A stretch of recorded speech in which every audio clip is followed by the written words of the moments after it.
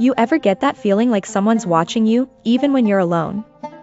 I used to shrug it off, blame it on horror movies or late-night anxiety. But now I know better. Because someone was watching me. She always did. From the mirror.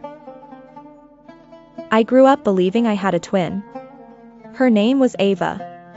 We shared everything in our room, our clothes, even our birthday cake. We'd play dress up, swap homework, pull harmless pranks on mom. It was like living with a reflection that could laugh back. The first time I realized something was off, I was 10. I was brushing my teeth, and Ava was behind me, making faces in the mirror. I turned to scold her, annoyed, and she wasn't there. But in the mirror? Still grinning. That's when the rules of my world started to break. I told my mom. She gave me this strange look, like I told her a joke in poor taste. Ava who? She asked. I laughed, waiting for the punchline. Very funny. My sister? Her face dropped. Sweetheart, you're an only child. I remember the silence after that. My toothbrush fell into the sink, still foaming. I ran to our room, my room, apparently. No extra bed. No twin clothes. No second toothbrush. Just mine. I searched for photos, anything. Birthday albums, school portraits, drawings on the fridge. Nothing. Ava was gone, erased. Like she never existed. I told myself maybe I'd made her up. Maybe Ava was a dream I carried too long. But deep down, I knew that wasn't true. She was real. She was loud and annoying and smarter than me in math. I didn't imagine that. You don't imagine someone so specific. Years passed, but the mirrors never forgot her. Every so often, when I'd pass one at night or glance too quickly, I'd see it. That flicker. That split-second delay where my reflection didn't quite line up. The tiniest twitch in the eye. A smirk when I was dead serious. Sometimes, if I stared long enough, she'd wave. I told myself it was just sleep deprivation, stress, caffeine hallucinations. I stopped looking at mirrors when I could avoid them. Brushed my teeth with the lights off. Avoided selfies. Kept a towel draped over the bathroom mirror like it was a coffin lid. But this morning changed everything. I was getting ready for class, half asleep, late as usual. My mirror was foggy from the shower. As I wiped it clean, I saw it, her face. Not mine. Hers. She was staring back at me like she'd been waiting. Same eyes, same hair, but the expression? Cold. Focused. Like she was the real one. And I was the reflection. Then she mouthed something I couldn't hear. 4 words. I leaned in. My heart hammered so loud I could barely think. She mouthed it again. Let me switch places. I froze. My breath fogged the glass again, but I didn't move to wipe it this time. Let me switch places. That's what she said. I blinked hard, hoping the mirror would snap back to normal. But she was still there, same face, same posture, but wrong in all the subtle ways that make your spine tingle. Her eyes were darker, more hollow. Like there was something festering behind them. I stepped back, and she stepped forward. But I didn't move. She moved, without me. My knees almost buckled. I grabbed the counter, suddenly dizzy. It felt like I popped through the edge of a dream and landed somewhere else. I ran out of the bathroom and slammed the door behind me. Tried to act normal. Like I hadn't just seen a version of myself asking to trade lives. But all day, I was off. People stared at me too long. My best friend, Talia, kept asking if I was okay. Even my professor pulled me aside after class. You seem different today, he said, squinting like he was trying to place me. Did you cut your hair? I hadn't. When I got home that night, I walked straight past the bathroom. Didn't even look. Just grabbed a blanket and curled up on the couch like a burrito. Tried to sleep. Tried not to think. At 3:17 a.m., I woke up freezing. The thermostat was set to 72, but I could see my breath. And the bathroom light was on. I didn't leave it on. I got up, every hair on my neck standing straight, and crept toward the door. My heart was thudding like it was trying to break out of my chest. I told myself it was nothing. Maybe a faulty light switch. Maybe I'd left it on and forgot. But when I reached the door, I heard humming. My voice.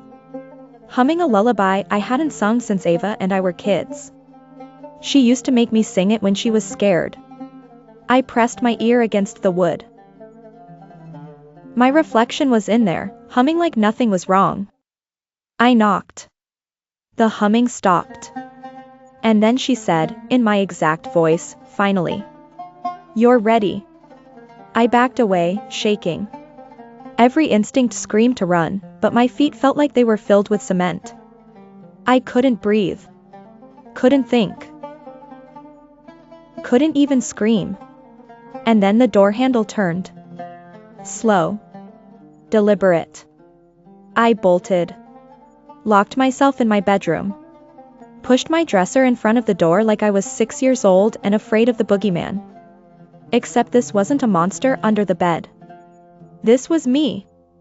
Or something that used to be me. I didn't sleep. Just sat there, heart racing, staring at my own reflection in the bedroom window. And that's when I saw it again. Not the one in the bathroom mirror, another one. In the glass. Outside. She was standing in the yard. Smiling. Waving. And behind her? Another girl. The same face. Different eyes. Then another. And another. Dozens. All of them me. All of them trapped. I didn't move from the window for what felt like hours. I couldn't. They just stood there, those versions of me. Frozen in the yard like mannequins, illuminated by nothing but the porch light. Their eyes didn't blink. Their mouths didn't move. But I could feel them.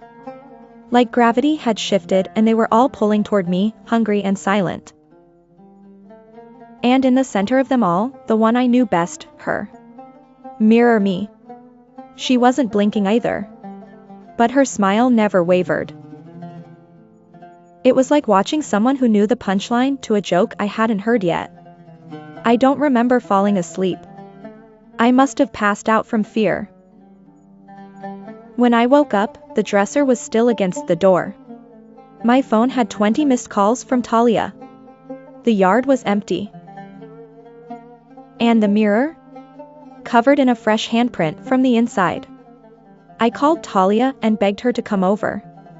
I didn't say why, I just needed someone here. She arrived in 20 minutes, already skeptical, eyes narrowed like she expected me to try and prank her. "This better not be like that time you made me think your house was haunted," she warned as she walked in. "Because I still haven't forgiven you for the fake blood in the shower." I didn't smile. "I need you to look at the mirror." She paused. "Why?" "Just look at it. Tell me what you see." She rolled her eyes and stepped into the bathroom. "All right, here goes nothing." I followed her, heart pounding. She stood in front of the mirror for a second. Then tilted her head. "Okay," she said slowly. "Weird." "What?" I asked. "Do you see her?" Talia turned to me, brows furrowed. "No. I don't see you." I blinked. "What?" She pointed. "Your reflection. It's not in the mirror." I stepped forward. She was right. The mirror showed her, but not me. I stood beside her in real life, but in the glass, I was missing. Just empty space where I should have been. My chest went ice cold. Talia backed away. Is this some kind of trick? I didn't respond. I couldn't. Because just then, my reflection appeared. It flickered into existence, like a video buffering too slowly. But it didn't match me.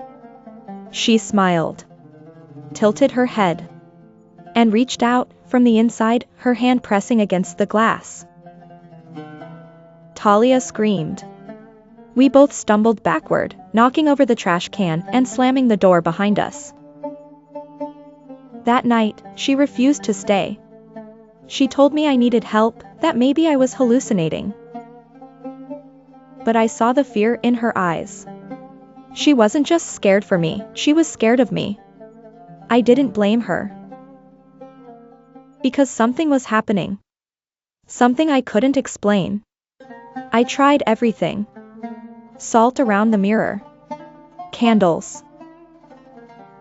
I even went to a psychic in the next town over. She held my hand for 2 seconds and dropped it like I was a live wire. You've been marked, she whispered. They're trying to pull you through. I asked who they were. She didn't answer. She just crossed herself and told me to run. So I did. I packed a bag and left the house. Checked into a cheap motel an hour away. Covered every mirror. Slept with the lights on. Triple locked the door. And for the first time in weeks, I felt okay. Until I turned on the TV. And there she was. My reflection. On the black screen. Smiling. Waiting. I stared at the blank TV screen like it had whispered my name. There she was, mirror me. Sitting in the same position as me, same pajamas, same blanket pulled up to the chin. But while I was frozen in fear, she was calm. Almost excited. She lifted one hand and tapped the glass from the inside. Tap. Tap. Tap. Then she mouthed the words again. Let me switch places. And this time, I said it out loud, barely above a whisper. No, her smile didn't fade. Instead, she tilted her head and mouthed something else. You already did. Suddenly, the room felt wrong. The air got heavier. My limbs, slower. Like I was moving underwater, or maybe not moving at all. I looked down at my body, everything felt off. The blanket didn't feel real. The floor wasn't cold beneath my feet. The clock wasn't ticking. The hum of the air conditioner, gone. I blinked. The motel room around me flickered. And then I heard it. A knock. Not on the motel door. On the other side of the mirror. I turned to the TV screen. She was gone. The screen reflected the room again, but now, I was inside the glass. Not my face. Not a memory. Not a hallucination. Me. And out here, on this side of the screen, she was sitting on the motel bed, in my body, breathing my air, blinking my eyes. I slammed my palms against the glass. Screamed. Cried. Nothing came out. The sound was gone, as if it had been swallowed by the static hum of her world. She stood up, stretched, and gave one final look to the screen. To me. Then she turned off the TV. Darkness. I don't know how long I've been in here. Time doesn't move the same way. It loops. Twists. Some days, I think I'm still in the motel. Other days, I wake up in the bathroom mirror. Sometimes I'm trapped in a spoon. A puddle. The surface of a black car window as it speeds by. Always watching. Never seen. I see things now, other people, just like me. Trapped behind the glass. screaming behind smiling faces. It's not just her. There are dozens of them. Hundreds. They live on the other side of reflections. They wait for a crack, a slip in awareness, a second of eye contact too long. That's all it takes. They study you. Mimic you. They learn how to be better at being you than you ever were. They don't want your life out of jealousy. They want it out of necessity. To survive. And me? I'm the latest face in the mirror. Trapped. Forgotten. A whisper behind the glass. If you're hearing this, maybe you've seen her. That flicker when you walk past the mirror. That delayed blink. That smile that doesn't belong. If you see her, don't speak. Don't blink. Don't breathe. And whatever you do, don't let her switch places.